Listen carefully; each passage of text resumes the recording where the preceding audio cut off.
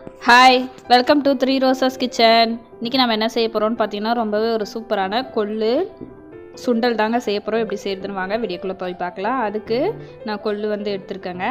அதில் தண்ணி ஊற்றி இதை வந்து நம்ம நல்லா கழுவி எடுத்துக்கலாம். இதில் பார்த்திங்கன்னா கல்லெல்லாம் நிறைய இருக்குங்க. இந்த மாதிரி தண்ணி ஊற்றி கழுவி ஊற்றிட்டு மறுபடியும் தண்ணி ஊற்றி நம்ம அலசி சேர்த்துக்கலாம். இந்த மாதிரி அழைக்கும்போது கல்லெல்லாம் அந்த பாத்திரத்துலேயே நின்றுக்குங்க.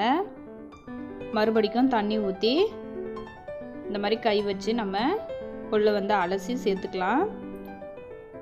ஒரு சில கொள்ளெல்லாம் சீக்கிரம் வேகாது, அதனால் குக்கரில் வந்து சேர்த்துக்கோங்க.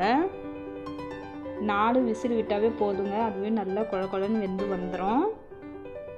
இதுக்கு வந்து ரொம்ப கொழ கொழன்னு வேகக்கூடாது, அதே சமயம் நல்லா வெந்தும் இருக்கணும். அதனால் 4 விசில் விட்டுக்கோங்க. பாருங்கள், அலசி சேர்த்தாச்சு. இப்போ இதுக்கு தேவையான அளவு தண்ணி வந்து ஊற்றிக்கலாம். ஊற்றிட்டு உப்பு வந்து சேர்த்துக்கலாங்க. சேர்த்துட்டு இப்போ நம்ம இதை வந்து மூடி போட்டு நம்ம ஸ்டவ்வில் வந்து எடுத்து வச்சிடலாம்.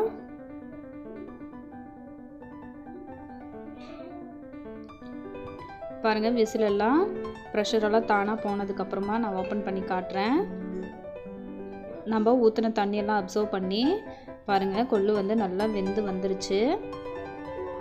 இப்போ வந்து இதை நம்ம தாளிக்கலாங்க. அதுக்கு ஒரு வானல் வச்சுக்கோங்க. வச்சுட்டு வானல் சூடானதும் எண்ணெய் வந்து ஊற்றிக்கலாம். கூடவே கடுகு சேர்த்துக்கலாம். கடுகு பொரிய விட்டு சின்ன வெங்காயம் வந்து சேர்த்துக்கோங்க. இதுக்கு அப்போ தான் ரொம்ப டேஸ்ட்டாக இருக்குங்க. நல்லா ஓரளவுக்கு அதிகமாகவே ஒரு கைப்பிடி அளவுக்கு சேர்த்துக்கோங்க. சேர்த்துட்டு இப்போ இதை வந்து வதக்கிக்கலாம். வதக்கிட்டு இதுக்கு பார்த்திங்கன்னா காஞ்ச மிளகா வந்து சேர்த்துக்கோங்க. இந்த விதையெல்லாம் நீக்கிட்டு சேர்த்துட்டு இப்போ இதையும் வதக்கிக்கலாம். கூடவே கருவேப்பிலையும் ஒரு கொத்து சேர்த்துக்கலாம். சேர்த்துட்டு இதெல்லாம் வதக்குனதுக்கு அப்புறமா நம்ம அவிச்சு வச்சுருக்கிற இந்த கொள்ளை வந்து சேர்த்துக்கலாங்க. சேர்த்துட்டு இப்போ இதையும் நம்ம நல்லா மிக்ஸ் பண்ணி விட்டுக்கலாம்.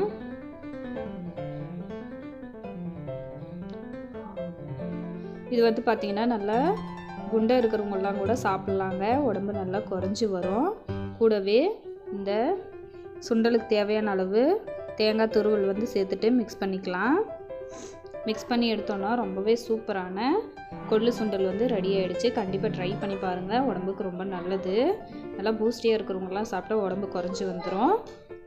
தேங்க்ஸ் ஃபார் வாட்சிங்.